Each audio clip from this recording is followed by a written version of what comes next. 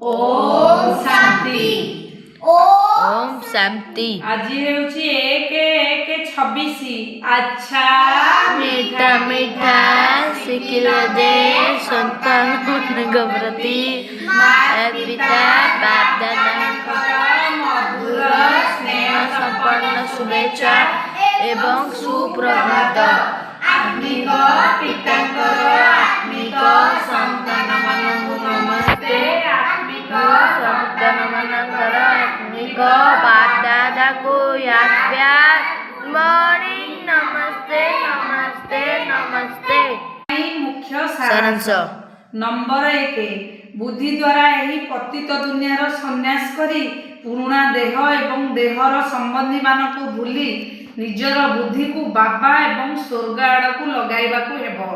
Number 2 अविनाशी विश्रामर अनुभव करिबा पई बाबा एवं तांकर संपत्तिर स्मृति रे रहिबा को हेबो। समस्तंकु बाबांकर संदेश देई रिफ्रेश अर्थात सतेज रहिबा को हेबो। आत्मिक सेवा करिवार लज्जा करिवार नाही। वरदान संगठन रे एकमत एवं एक रस स्थिति द्वारा सफलता प्राप्त करुवा सच्चा स्नेही भव। संगठन भितर जड़े जदि किछि कहिला तेबे अन्य जड़े ताकू मानि नेबा ही सच्चा स्नेहर प्रतिदान। एही बड़ी स्नेही पिलामानकर दृष्टांत देखि अन्य माने मध्य संपर्क रे आसीबा पई साहस करिवे। स्लोगान कर्म एवं योगर संतुलन रखिला वाला ही सफल योगी अटंती।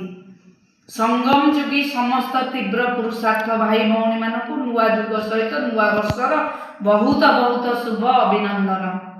नूतन वर्षर एही प्रथम जनवरी मास मिठा साकार बाबांकर स्मृतिर मास अटे। आमे सबु बाबांकर संतान माने अव्यक्त वर्षर सूक्ष्म लीला गुड़िकर अनुभव करिबा पई निजकु ब्रह्मा बाबांक समान संपन्न और संपूर्ण करिबा।